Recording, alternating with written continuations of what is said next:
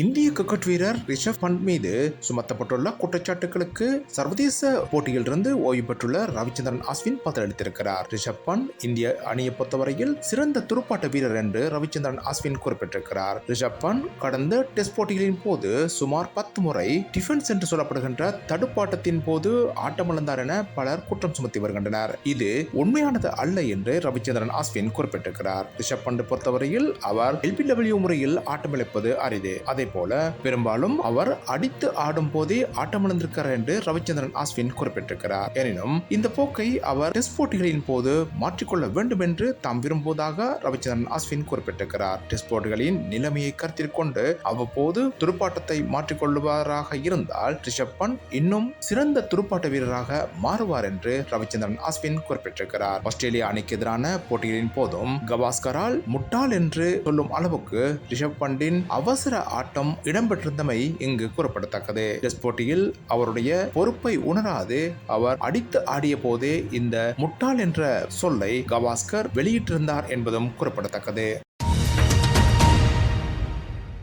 Bangladesh cricket அணியின் முன்னாள் தலைவர் தமீம் இக்பால் சர்வதேச போட்டியிலிருந்து ஓய்வு பெறுவதாக அறிவித்திருக்கிறார். இந்த ஓய்வு நேற்று அறிவிக்கப்பட்டிருக்கிறது. 35 வயதாகும் தமீம் இக்பால் சர்வதேச போட்டிகளில் 25 சதங்களை பெற்றிருக்கிறார். இவை டெஸ்ட், ஒரு நாள் மற்றும் 20-20 போட்டிகளில் அடங்கியிருக்கின்றன. இந்த நிலையில் அவருடைய ஓய்வு 2வது முறை அறிவிக்கப்பட்ட ஓய்வாக கருதப்படுகிறது. ஏற்கனவே 2023ஆம் ஆண்டு அவர் ஓய்வை அறிவித்த போது அப்போதைய பிரதமர் ஷேக் ஹசீனா தலையீட்டில் அந்த ஓய்வை அவர் திரும்ப பெற்றுக் கொண்டார். எனினும் 2023ஆம் ஆண்டில் இடம்பெற்ற உலகக்கிண்ண போட்டியில் தமீம் இக்பால் தெரிவு செய்யப்படவில்லை.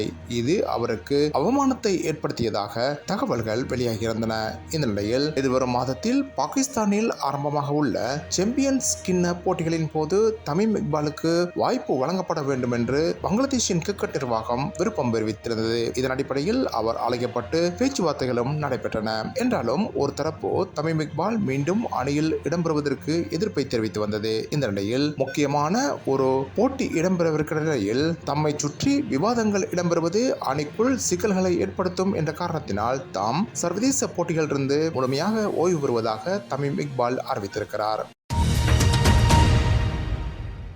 இந்திய கிரிக்கெட் வீரர் ரவீந்திர ஜடேஜா சர்வதேச போட்டியிலிருந்து ஓய்வு பெறுவாரா என்ற சந்தேகம் எழுந்திருக்கிறது. அவர் தமது இன்ஸ்டாகிராமில் தமது கிரிக்கெட் ஜிசியை மாத்திரம் பதிவிட்டுள்ளமை இந்த சந்தேகத்தை எழுப்பியிருக்கிறது.